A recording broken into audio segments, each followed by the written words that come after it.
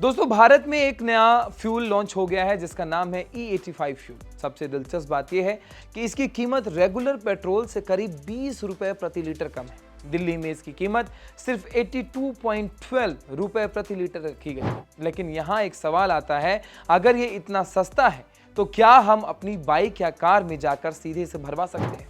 जवाब है नहीं। सबसे पहले समझते हैं कि E85 आखिर है क्या। अभी तक हम ज्यादातर E20 पेट्रोल इस्तेमाल कर रहे हैं।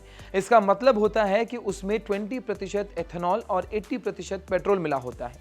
लेकिन E85 में तस्वीर पूरी तरह बदल जाती है। इसमें 85% एथेनॉल और सिर्फ 15% पेट्रोल होता है। अब एथेनॉल क्या है? देखिए, एथेनॉल एक तरह का बायोफ्यूल है जो गन्ने, मक्की और चावल जैसी फसलों से तैयार किया जाता है। यानी इसे भारत में ही बनाया जा सकता है। इससे देश को विदेशों से कच्चा तेल खरीदने की जरूरत कम पड़ती है और पेट्रोल पर निर्भरता भी घटती है। यही वजह है कि सरकार पिछले कुछ सालों में एथेनॉल ब्लेंडिंग को लगातार बढ़ावा दे रही है। अब बात करते हैं सबसे महत्वपूर्ण चीज की, क्या हर वाहन में E85 फ्यूल इस्तेमाल किया जा सकता है? बिल्कुल नहीं। E85 में एथेनॉल की मात्रा बहुत ज्यादा होती है, इसलिए इसके खास तरह के इंजन की जरूरत पड़ती है जिन्हें फ्लेक्स फ्यूल इंजन कहा जाता है। ऐसे इंजन को इस तरह डिजाइन किया जाता है कि वह ज्यादा एथेनॉल वाले फ्यूल को सुरक्षित तरीके से इस्तेमाल कर सके। अगर किसी सामान्य पेट्रोल वाहन में E85 भर दिया जाए तो इंजन और फ्यूल सिस्टम को नुकसान पहुंचा सकता है। यानी आपको मौजूदा बाइक या कार में सिर्फ इसलिए E85 नहीं डाला जा सकता क्योंकि यह सस्ता है। अब सवाल यह है कि भारत में ऐसे कौन से वाहन हैं जो E85 पर चल सकते हैं। हाल ही में हीरो मोटोकॉर्प ने अपनी स्प्लेंडर प्लस फ्लेक्स फ्यूल और HF डीलक्स फ्लेक्स फ्यूल को लॉन्च किया।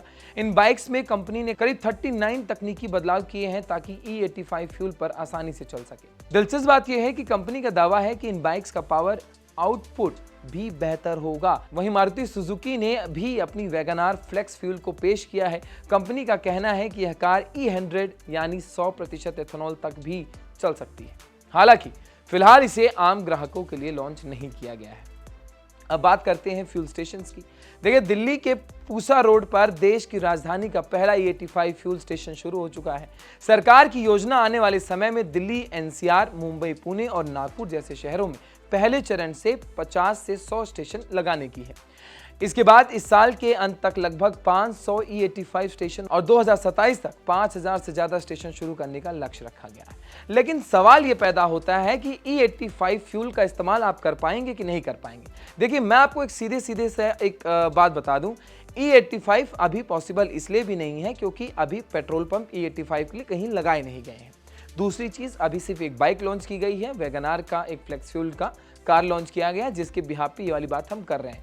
लेकिन अभी भी प्रैक्टिकली सवाल ये उठता है कि क्या ऐसा पॉसिबल है कि E85 फ्यूल को रेगुलर सभी कस्टमर्स तक पहुंचाया जा सके। देखिए, भारत के लिए बहुत बड़ा सवाल है, क्या आने वाले टाइम में जो हम CNG की लाइनों में खड़े होकर सवाल पूछते हैं, जो हम पेट्रोल पंप पर खड़े होकर पेट्रोलों की लाइनों पे सवाल पूछते हैं, जहां पेट्रोल डीजल के दाम बढ़ते हुए हम इलेक्ट्रिक की तरफ भाग रहे थे, इलेक्ट्रिक के लिए हम रो ही रहे थे कि जो है E85 आ गया, क्योंकि इलेक्ट्रिक के लिए भी हर जगह प्लेटफॉर्म अवेलेबल नहीं है जहां आप अपनी गाड़ियां चार्ज कर सके।